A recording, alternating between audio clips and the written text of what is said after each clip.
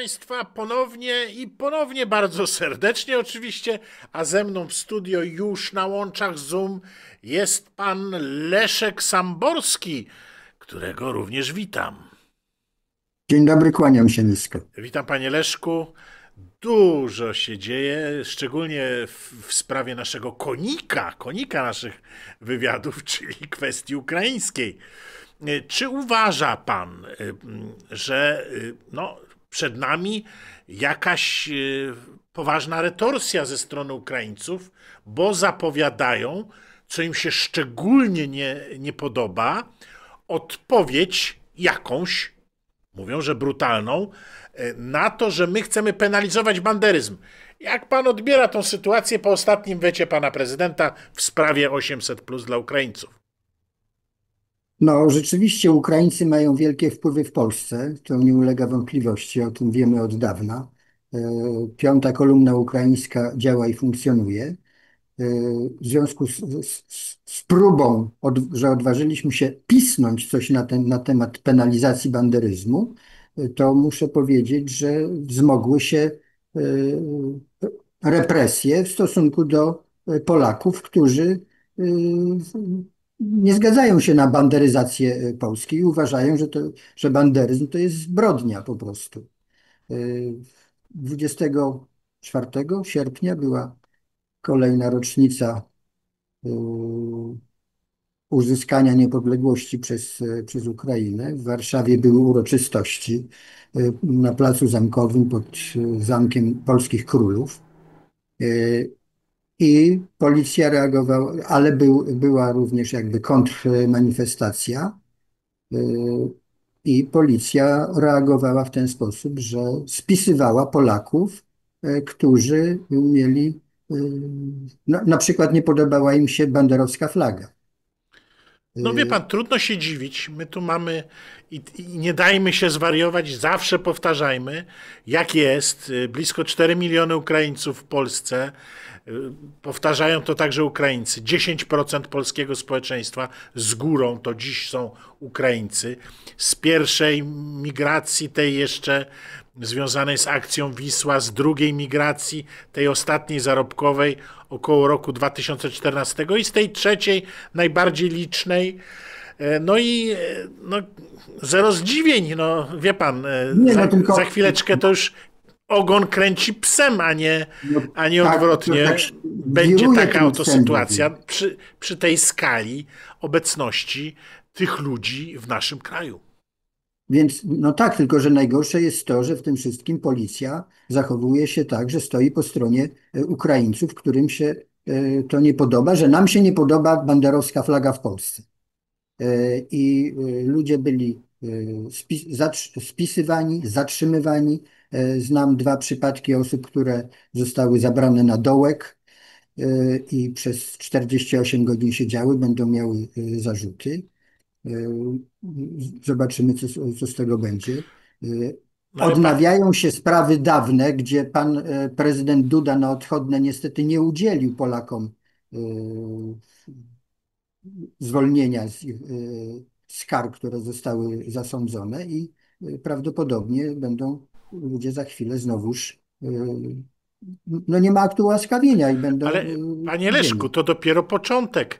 Nie wiem, czy pan słyszał, że ostatnio prezydent Zełenski i rząd Ukrainy zmienił wiek osób, które swobodnie mogą Tak, tak. wyjeżdżać z Ukrainy. I to są w tej chwili młodzi chłopcy w wieku poborowym.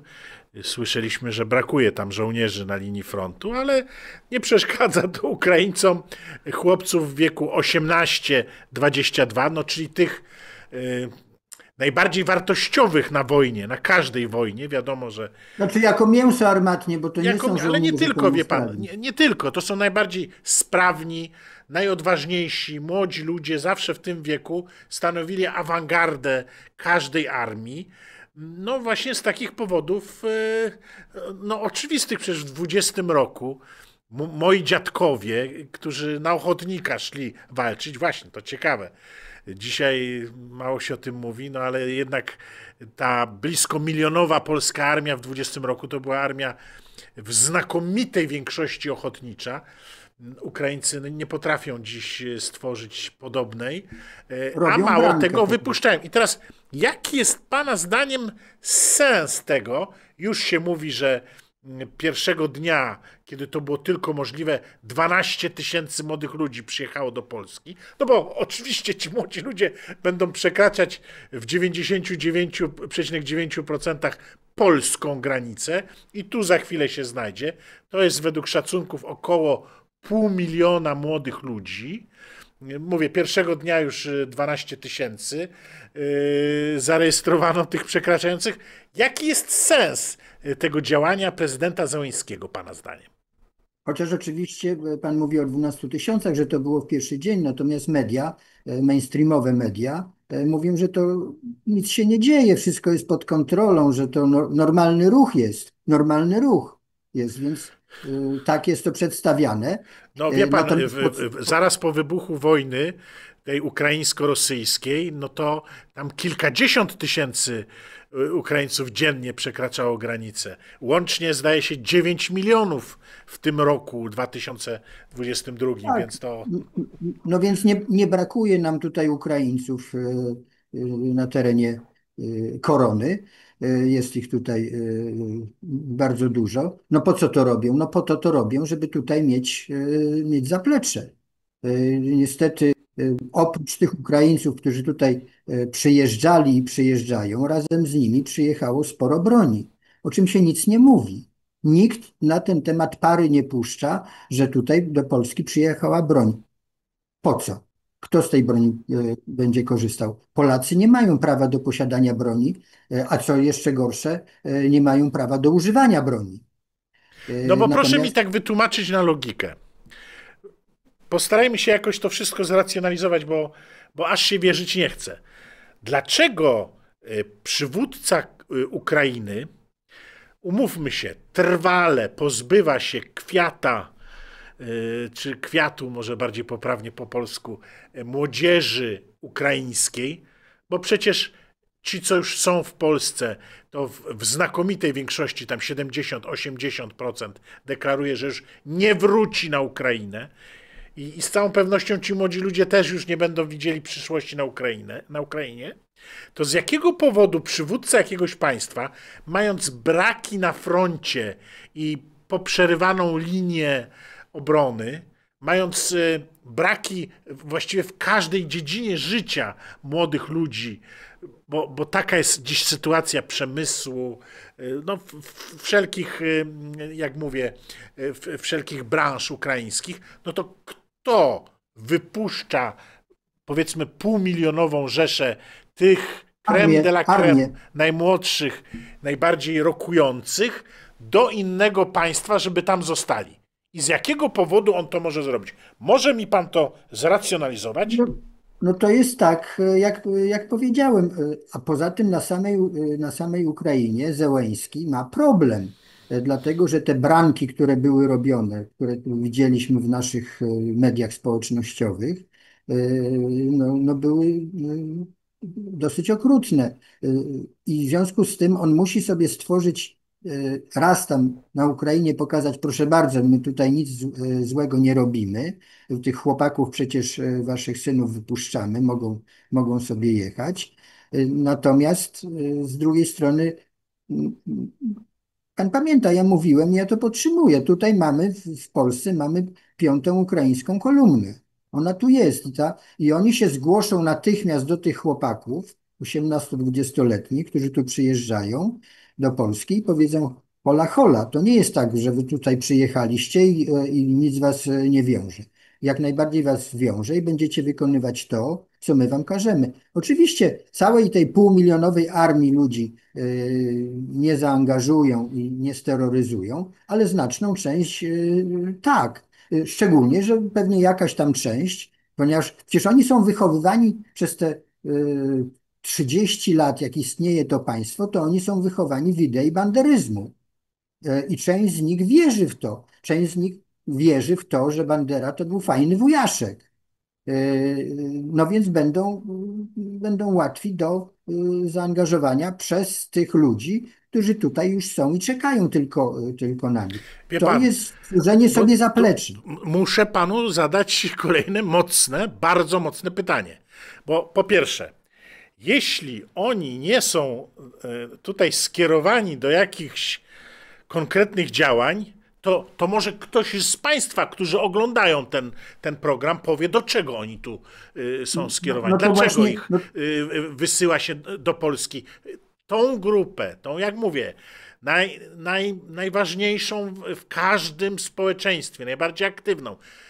Powtarzam, crème de la crème. Dlaczego się wysyła do Polski tak no, za bezdurno? Jeśli ktoś ma pomysł, to proszę, piszcie, drodzy Państwo, jeśli oglądacie to na YouTube, a jeśli oglądacie to w telewizjach kablowych, to napiszcie do mnie maila. No bo jeśli nie, no to to co po to co? oznacza? To oznacza, że będzie to wsparcie dla ukraińskich czołgów na Podkarpaciu? No Jak więc, pan uważa? no, wie pan, no, codziennie słyszymy teraz, że gdzieś coś płonie. Jeden albo dwa pożary są, albo trzy pożary. No nie pamiętam czegoś takiego. Ja oczywiście wiem o tym, że można w mediach przedstawiać jakieś zjawisko. Ale może to Rosjanie podpalają, wie pan. No, nie no, Może to to, że podpalają to Rosjanie, a Rosjanie, my tylko tak tutaj nie wiadomo po co właśnie, siejemy tą antyukraińską to, no propagandę. przecież to ciągle słyszymy, że oczywiście nasze dzielne służby złapały tych Złapały Ukraińców Ukraińców, i którzy zostali oczywiście jest to sprawa skaperowani Rosjan. przez wywiad rosyjski. No Tak, i tak. to Zawsze słyszymy. złapani są No, Ukraińcy. No, zawsze. kilkanaście Tak. ostatnich przypadków. Zdarzyło się też Gruzinów tam złapać na gorącym No uczynku. Gruzinów też łapią. Gorącym uczynku. Tak. Ale oczywiście to są winni Rosjanie.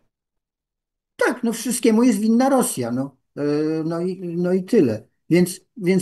Więc musimy sobie z tego wyciągnąć wnioski. A mówię, a jeszcze do tego wszystkiego działania naszej policji w wypadku takich różnych manifestacji, protestów są dosyć dziwne. Chcę jeszcze jedną rzecz powiedzieć w związku z tymi niedzielnymi manifestacjami. Ukraińcy pod kolumną Zygmunta, pod kolumną polskiego króla, przy Zamku Polskich Króli, postawili obscenicznego falusa przedstawiającego Putina. I policja to widziała, policji to było zgłaszane i po prostu nikt na to nie reagował. Nikt. Policja pilnowała tego falusa tam. Ja przypominam tylko, jak nam było miło, gdy widzieliśmy, miło, prawda, gdy widzieliśmy na niemieckich różnych festynach czy tam paradach karykatury pana Kaczyńskiego, karykatury różnych polskich polityków, pana Ziobry z Prawa i Sprawiedliwości. Nie wiem, czy pan to pamięta, jak się Tak, naigrywali z naszych konserwatywnych, prawicowych polityków Niemcy na różnych tam takich to festynach. No i teraz wyobraźcie sobie państwo, że no, Rosjanie to na widzą. polskich, prawda, różnych ulicznych manifestacjach, no takie pojawiają się. Czy to jest miłe dla Rosjan? No, Czy oczywiście, to że nie jest. jest. Ja rozumiem, że oni tu wszystko złe, że oni nas tutaj Tak, tak. próbują wziąć w niewolę, no ale czy to jest dobra dyplomacja dla Polski? Czy jednak nie powinniśmy jakichkolwiek aktów wrogich wobec jakiegokolwiek państwa, czy to, z którym nie jesteśmy w wojnie przecież, no póki co nie, prawda? Czy ja coś przeoczyłem? Chyba nie, panie Leszku, że Chyba nie, chyba nie. jeszcze Ja z tą po Rosją. prawej stronie Wisły mieszkam, więc bym coś zauważył. Już na razie No nie to na widzę. razie jeszcze z tego, co słyszałem, no wręcz nasz główny sojusznik brata się z prezydentem Putinem i próbuje przed nim, przynajmniej rozścięła przed nim Dywany srebrne różne czerwone. tam kobierce i czerwone dywany. Ale dobrze, no ale to jeśli ja dobrze rozumiem, to nie, no więc powinniśmy my tutaj w Polsce, no jakoś penalizować, czy przynajmniej powstrzymywać Ależ takie oczywiście, że tak. nieobyczajne, prawda, akty. Powinniśmy to robić, to jest w naszym interesie. Powtarzam to już cały czas. No. Po co my mamy wiecznie zygać do tej Rosji? No jaki my mamy w tym interes, że będziemy tą Rosję bez przerwy szturchać i coś. Ambasador Rosji w Polsce, który jest chroniony prawem. został przez jakąś Ukrainkę oblany czerwoną farbą. Pamiętamy to.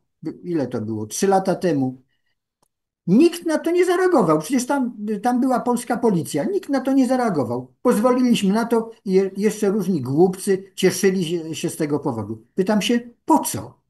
Po co? Jaki my mamy w tym interes? Jaki my mamy w tym interes, żeby wiecznie zygać do tej Rosji? No może taki Niemcy interes, już, ja panu Niemcy się już. odpowiem, co słyszę, prawda?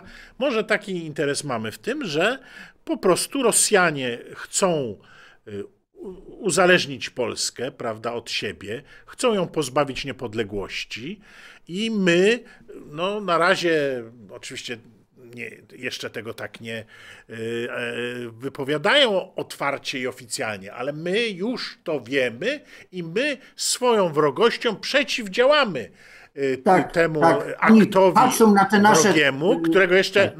na razie jeszcze nikt nam nie przedstawił, no ale my przeciwdziałamy. A poza tym, panie Leszku, no z ruskimi to nie ma co gadać, no. Co prawda, no gada z nimi Trump, No Orban, Niemcy z nimi gadają, bo znowuż będą pre, ściągać ropę od tak, nich. No. premier Xi, no wszyscy tam, Modi z Indii, no wszyscy tam, no dobra, ale my jesteśmy ci My twardo moralni, trzymamy tak? tutaj tak. My jesteśmy I ci będziemy. najbardziej moralni, my nie gadamy z Rosjanami, nie wiadomo w sumie dlaczego, no bo taką mamy historię, że uważamy, że oni są zawsze nam wrodzy i może to jest prawda. Czy Ale ja można bym się, czy znalazł, można się dogadać z ruskimi? ale ja bym znalazł jeszcze co najmniej jednego takiego wroga, który tutaj nam parę razy dopiekł i najeżdżał, ale on jest teraz naszym przyjacielem. Ale kto I to tym się jest? dogadujemy. No, Kto jest wie pan, naszym takim to wrogiem? tak z zachodniej strony on się Z zachodniej znajduje. sobie niech pomyślę.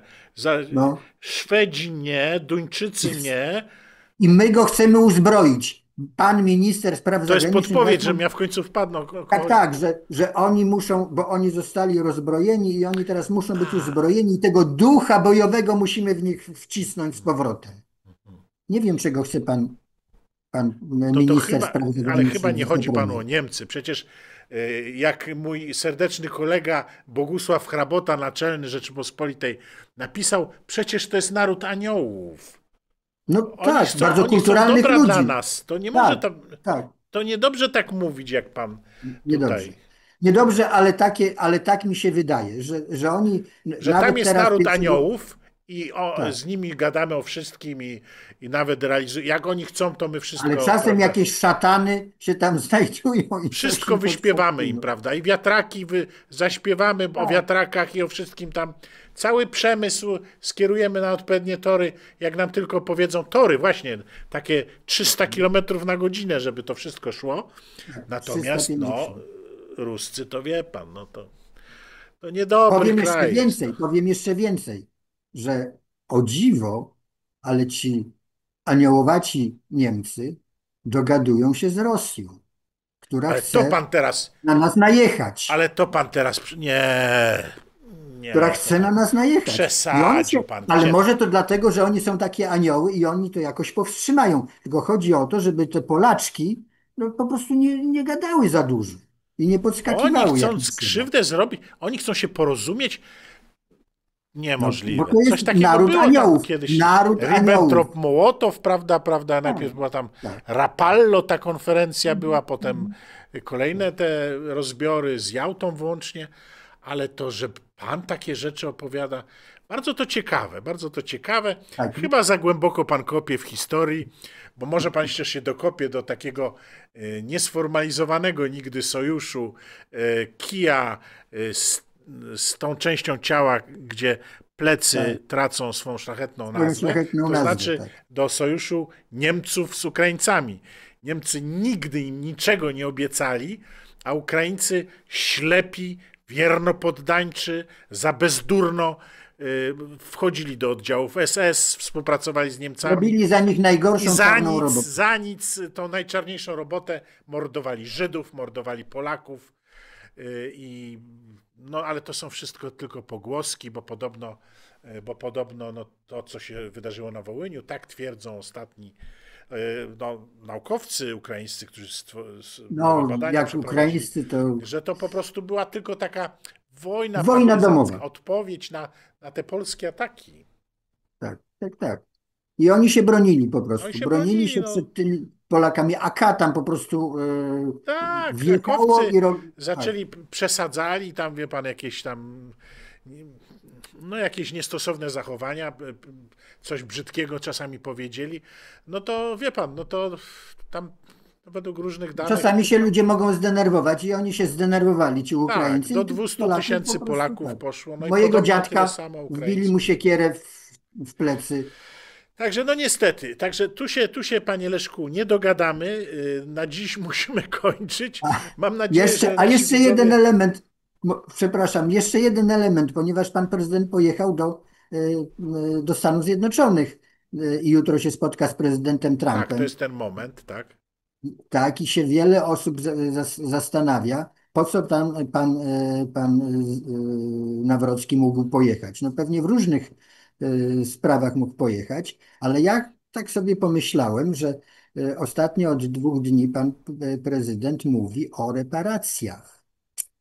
I może pan prezydent pojechał i coś tam panu prezydentowi Trumpowi szepnie do ucha Wie na pan co, temat pan reparacji. prezydent Nawrocki, chcę powiedzieć to już zupełnie na serio, to jest pierwszy propolski prezydent w naszym kraju od, Oby tak dalej, nie od zapeszajmy. II wojny światowej. To wydaje mi Tak. się, że jeżeli on utrzyma ten kurs, a nie jest to tylko pierwsze dobre wrażenie, które zrobił na Polakach, a później już będzie jak zwykle, no to jeżeli on utrzyma ten kurs, to ja powiedziałem coś też bardzo nieładnego, że albo stanie się celem dla zamachów różnych wywiadów, które sobie nie pozwolą na Lepiej to, nie. żeby w Polsce ktoś taki przewodził narodowi, albo, no, albo rzeczywiście odniesie sukces, czego ja mu serdecznie życzę i Bo to w naszym interesie. jest w stanie stać się, no, być może drugim Orbanem, tylko że w Polsce drugi Orban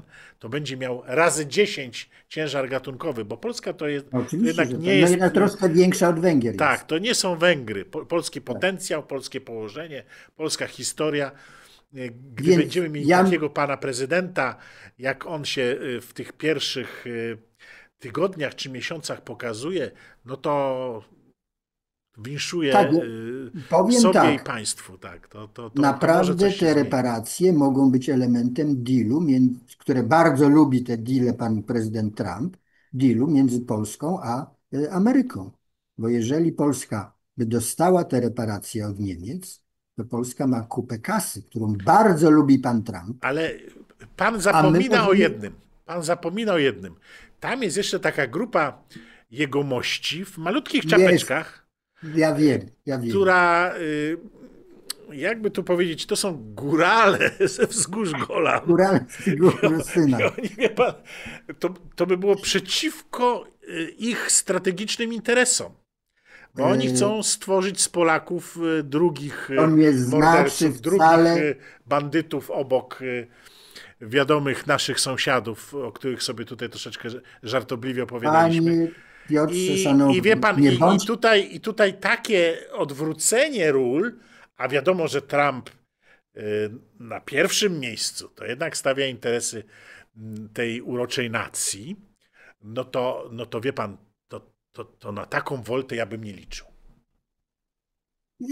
Jeżeli będziemy mieli w Polsce przywódcę, który będzie w stanie do tego doprowadzić, to myślę, że będzie w stanie również to utrzymać. Ale I to że musiałby pojedynczo. być Aleksander Macedoński, wie pan, albo ktoś z tej Nie, półki. nie. No nie, Pieniądze bo jednak, czynią no wie różne pan, rzeczy. no niech pan tylko zobaczy, co się dzieje w tym państwie położonym na obcym terytorium. Do jakichże tam dochodzi, no znowu tracimy oglądalność w tej chwili, nasz algorytm i wszystko razem w łeb w to wszystko wzięło w tym momencie, no ale no, niech pan zobaczy, bo tak to na YouTube wygląda, drodzy państwo, że tylko wspomnienie o tej sytuacji już powoduje, że znika się z podpowiedzi i właśnie to się stało. E, Ale no to wie pan, to jak się patrzy na to, co tam można robić pod ochroną propagandową, pod ochroną Pod wojskową nawet parasolem. Stanów Zjednoczonych Ameryki, to nadzieję na taką woltę, która byłaby czymś bardzo poważnym ciosem w interesy owych górali z Ale, pięknych wzgórz bliskowschodnich, no to wie pan, to żadnych szans nie daje. Żadnych szans ale nie daje jeżeli takiej my strategii. moglibyśmy za prawdziwą gotówkę kupić trochę i jeszcze więcej broni, to pan prezydent Trump się nad tym może zastanowić. Nie. Tu są interesy znacznie grubsze, a my gotówki aż tyle nie mamy. Musimy kończyć. Ja panu bardzo dziękuję. Naszym gościem był pan Leszek Samborski, Polexit. Tam na Dziękuję dole bardzo. widzicie państwo, jeśli oglądacie na YouTube, a nie w sieciach kablowych, to tutaj jest adres Buy Coffee. Jeśli uznaliście, że ta rozmowa była wartościową i coś wniosła do Państwa wiedzy, do Państwa postrzegania rzeczywistości, prosimy o wsparcie, To prosimy o postawcie pomoc. Tu kawę. jest link. Dziękuję Panie Leszku. Dziękuję. Zostańcie z nami.